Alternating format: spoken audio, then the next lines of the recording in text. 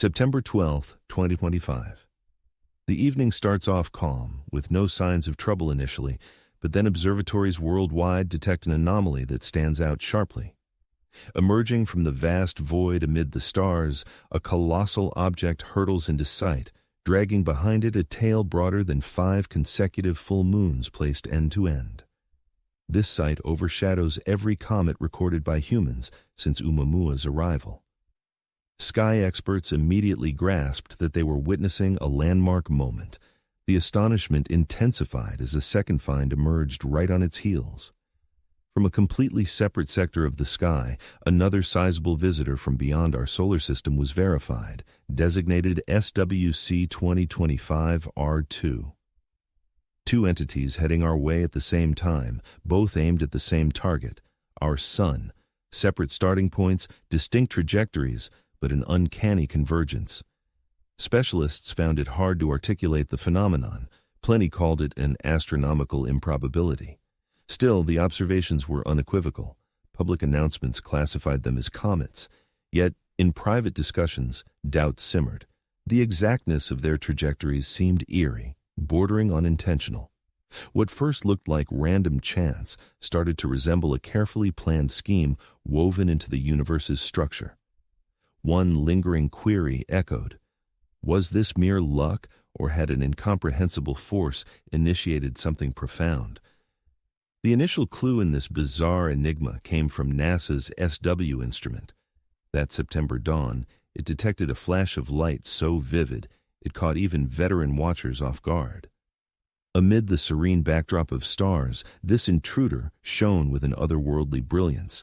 Rapid assessments uncovered its immense scale. The tail extended almost 5 degrees across the heavens, fully 5 times the width of the moon at its fullest. Typical comets don't act like this, not during their initial pass, not at all. Apparent magnitude readings pegged it at 7. 4. Visible enough for hobbyists with basic gear to spot.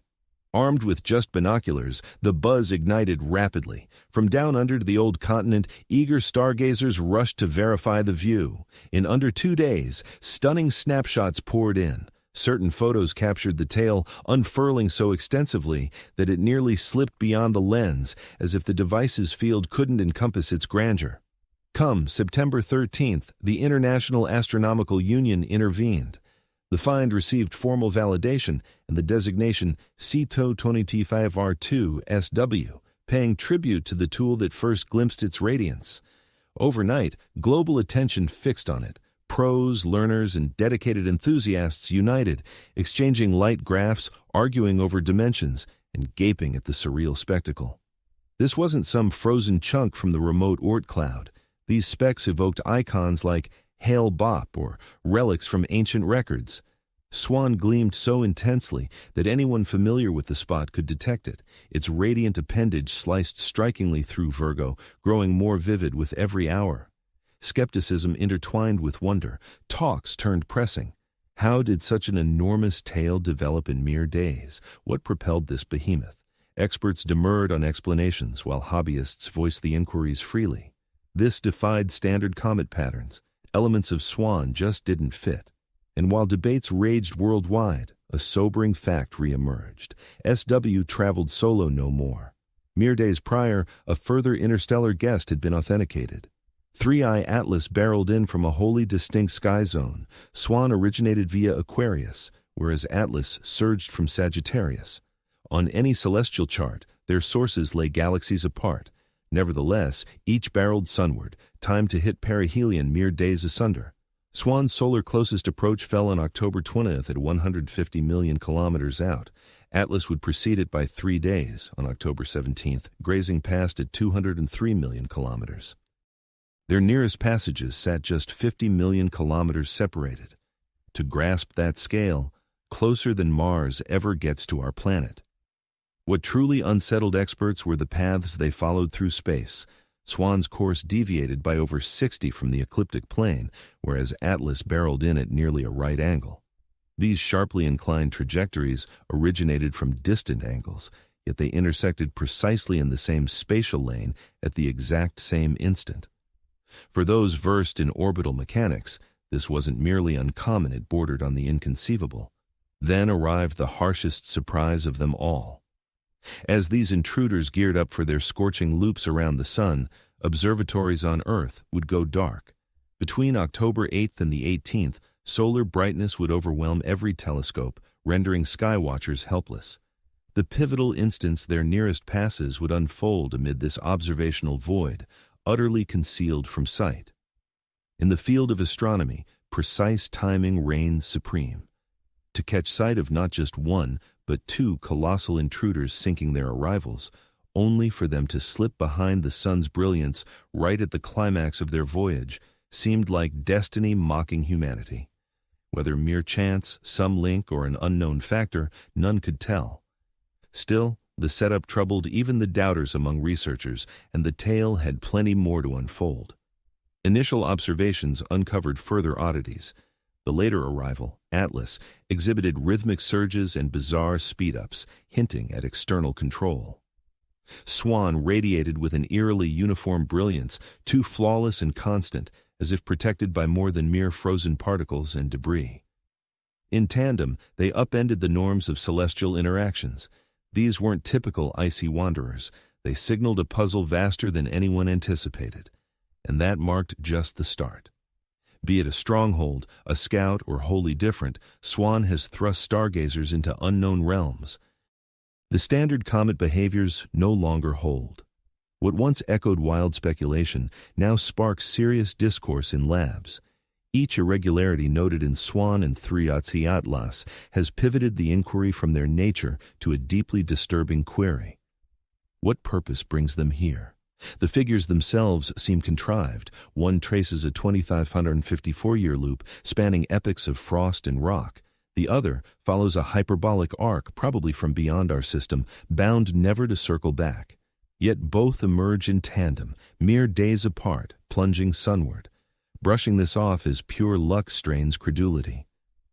The schedule, the layout, and the eclipse of visibility have sparked notions from intriguing to alarming. One notion stays relatively ordinary, at least on a stellar scale, a planned layover, perhaps for upkeep or energy replenishment. Here, the sun serves beyond its stellar role, as a service hub, a cosmic charger. These entities could be built to siphon sunlight or harness magnetic forces for power-ups, info swaps, or self-checks. Down here, we already leverage solar swings to hurl probes faster or save propellant. Should these be artifacts, the sun makes perfect sense for a recharge. Yet a grimmer concept looms. Such proximity might signal meddling a meetup to fix a glitch, eliminate danger, or vie for an unseen asset. Power assessments stoke this doubt. Atlas seems to hold about 10 gigawatts. Swan remarkably hits 10,000. That's no idle float, that's purposeful thrust, ample for deliberate steering. Sky trackers have noted gradual boosts, odd tail shifts, tiny propulsion bursts. Such traits suggest design over drift. And then there's the progression idea. Oumuamua in 2017, Atlas now, Swan today a lineup, each iteration sleeker than before, timed after our planet's growing chatter across radio waves. Might they represent stepped-up envoys dispatched to scout, evaluate, relay, maybe even reply? If that's the case, then the sun isn't merely scenery. It's the central hub, the convergence zone, the guiding light. No explanation fully wraps it up. Nothing ends the argument, yet everyone prompts that same unsettling query. If this counts as an operation, what's the objective behind it? Swan's trajectory introduces an extra level of discomfort. A period of 22,554 years isn't simply a figure, it's a link spanning eras. The previous occasion when Swan approached the sun closely, ice sheets blanketed large portions of the northern hemisphere. People existed in isolated bands, just starting to inscribe significance onto rock. Samples extracted from ice in Greenland and Antarctica reveal faint yet abrupt alterations from that period. Layers of debris, variations in composition, indicators of aerial phenomena so intense they imprinted the Earth's air. Certain experts propose that objects like Swan might have caused those traces. Then there's Göbekli Tepe, a prehistoric location in southeastern Turkey dating back more than 11,000 years. featuring stone columns arranged in haunting rings. Etched into them are depictions of creatures, icons, and designs that a few interpret as maps of the cosmos. A select group of thinkers posits these as chronicles of comet patterns recurring over vast intervals. Might Swan have appeared then? Could its prior flyby have been immortalized in legends and carvings? Conventional academics reject this as guesswork, cautioning that our minds readily forge links where none exist. Still, the alignment is hard to overlook. Should Swan indeed cycle back every 2,554 years, its earlier arrival aligned with the emergence of human society. Mere chance, or a legacy handed down through generations? But right as these inquiries spark, a hush descends. Between October 8th and 18th, all prominent earthbound telescopes go offline, obscured by solar brightness. Formally, it's routine maintenance during solar alignment. Yet off the record, murmurs suggest a different narrative. Confidential documents from U.S. Space Command and the European Space Agency direct personnel to cease radar scans and detailed photos of Swan and Atlas. Demands for unprocessed information dissolve into administrative black holes. Suggestions for backup monitoring get rejected, sans rationale. Researchers receive orders to hold off, to stay quiet, post-perihelion. The shutdown is absolute, precisely when two of the most peculiar intruders in recent times reach their nearest points. The formal logs fade to black. But the heavens ignore directives, and so do hobbyists. Bill Gray, a seasoned authority in trajectory monitoring, sounds the alert via online boards and secure networks. He mobilizes a coalition of home stargazers, college learners, and modest facilities. Train your instruments skyward, record each glimmer, distribute the findings before they're lost. His call gains traction, quickly birthing citizen-led groups. The Iberian Abero Collective merges broadview detectors across Spain and Portugal. Unofficial disclosures point to radio specialists quietly adapting meteorological orbiters. Spanning South America to Eastern Europe, everyday folks assume the duties of primary watchers. For a short span, the dynamic flips.